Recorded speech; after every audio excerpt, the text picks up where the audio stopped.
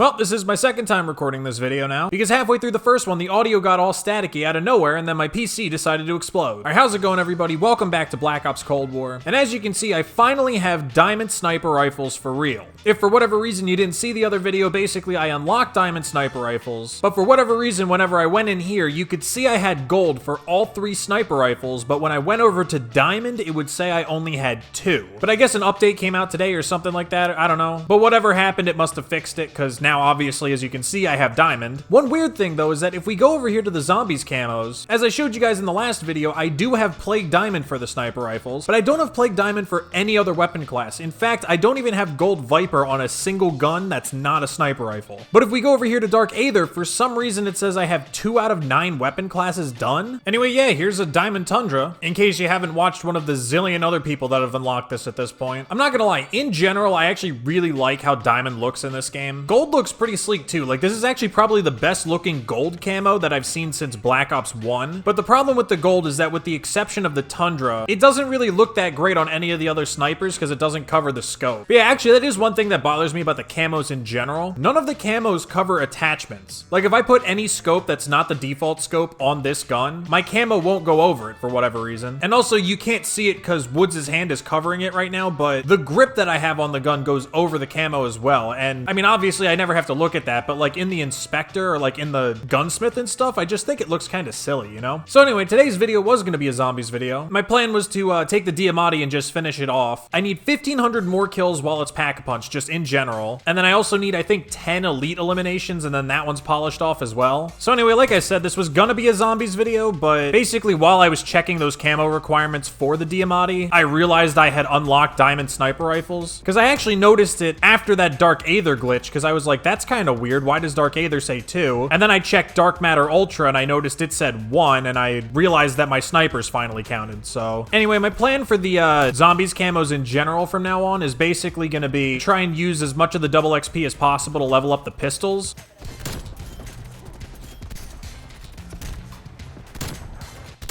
Hang on. No, we're not losing.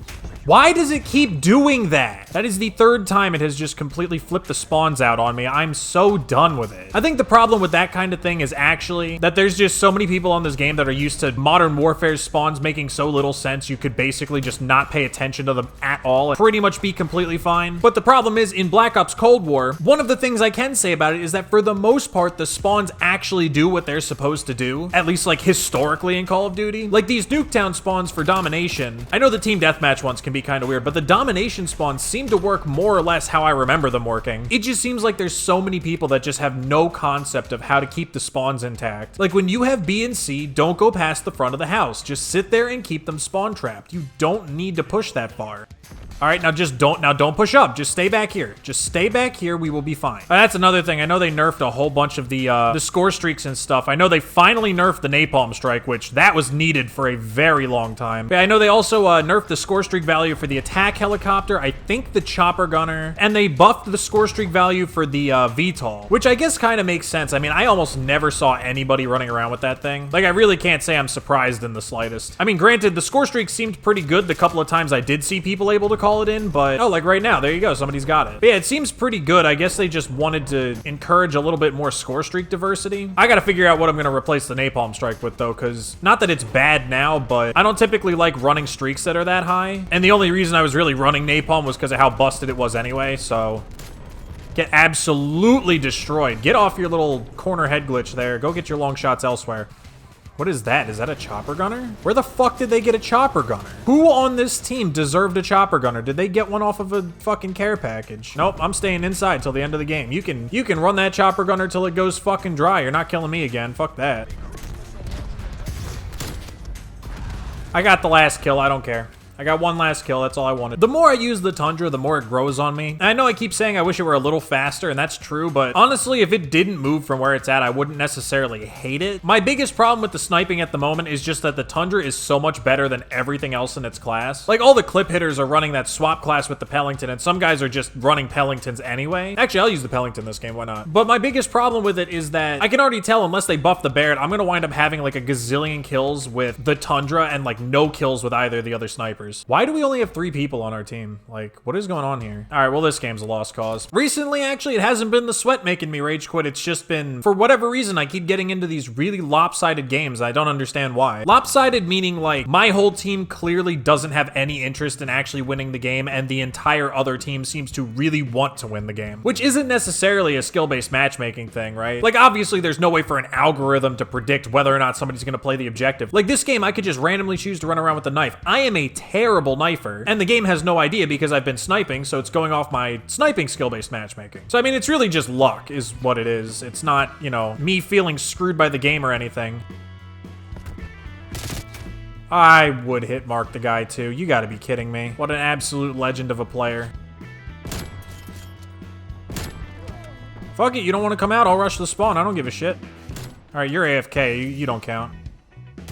Wait a minute, hold on. There was a blue name over his head. I'm done. Whatever, dude. So anyway, the main thing I wanted to talk about in this video, I kind of wanted to refute a point that's being made by a lot of bigger COD content creators right now in regards to the whole skill-based matchmaking topic. Basically, there's this sentiment that I've seen from a few different creators at this point of, hey, if you guys aren't going to like loosen skill-based matchmaking or remove it or whatever, at least give me a ranking for my trouble. Like, give me a rank, tell me what elo I'm in, so that I can at least like be proud of my achievement when I'm trying my ass off each and every single game. Now, I will say off the bat, I do agree that having a dedicated ranked playlist would be a good idea and then sticking the skill-based matchmaking there. The problem with that is it really doesn't achieve what skill-based matchmaking sets out to achieve, which is appeal to casuals, because most casuals aren't going to be playing ranked anyway. But regardless, I think that forcing a rank on people would actually make things much, much worse. Because like, yeah, you could say, oh, well, you know, giving me a rank at least gives me something to try for and, you know, gives me a reason to sweat so hard. I would argue that adding a forced ranking system to try and appease people with this skill-based matchmaking nonsense would likely spell the permanent death of casual Call of Duty. I know most people just want a rank system and skill-based to be out of pubs, but I mean, let's be honest, that's never gonna happen. And in terms of implementing a forced rank, first of all, it would make pubs even sweatier because now that people have a ranking they have to worry about, even the few stubborn people like me that want to adhere to these alternative playstyles that are not meta whatsoever, we're gonna have to abandon it because I'm not about to run around with a fucking bronze skill ranking or whatever because I'm choosing to snipe in a game where it's hard as shit to snipe.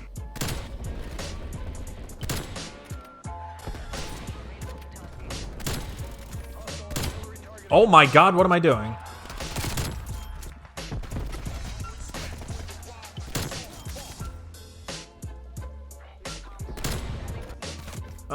I was feeling myself. And then there's the other thing, really, which is I don't think they would really ever want to implement a rank in regards to this skill-based matchmaking because aside from the whole ranked playlist thing being not appealing to Timmies, the other thing that won't be appealing to Timmies is them having to see that they suck. Because if a kid gets on the game from Fortnite thinking he's hot shit, and then he plays a few games and discovers that he's actually bronze 3 or whatever the fuck, despite thinking he's been playing well, he's probably not going to want to play the game very much longer. Having a low ranking can be very demotivating for a lot of people, especially casual players. And having people constantly tell them that they suck probably won't help either. So yeah, sorry Nade Shot, sorry everybody who thinks that that's a thing that might happen. I seriously doubt it.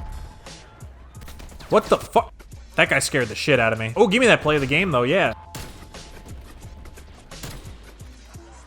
Here we go. Nope. Boom.